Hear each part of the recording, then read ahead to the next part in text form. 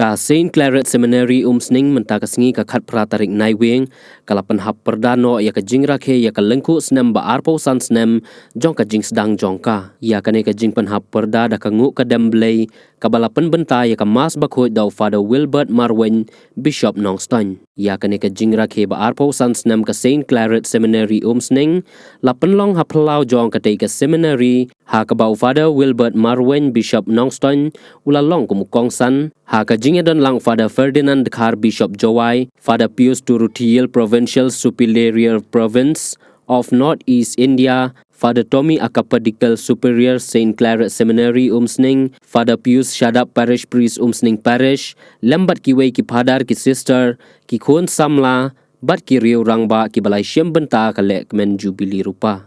Ka Saint CLARET SEMINARY UMSNING kadai ke jaka pule banlong lengdo sok blay jong ka Saint Claretian ya ka ne ke jaka la seng nong rem house nam khat khandai spa khandai popra da ka jingtmu ban ai jing shakri ya ki bakwa banlong lengdo sok blay na ka benta ban shakri ya ka kam jong ublay.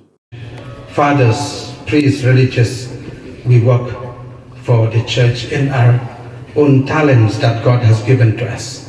And all of us are beautiful like these flowers. We have different colors, all of us black and white or grey, but we grow together. We are green maybe or whatever maybe, but we grow together. When we put together, it looks so beautiful. So I would urge and congratulate once again to the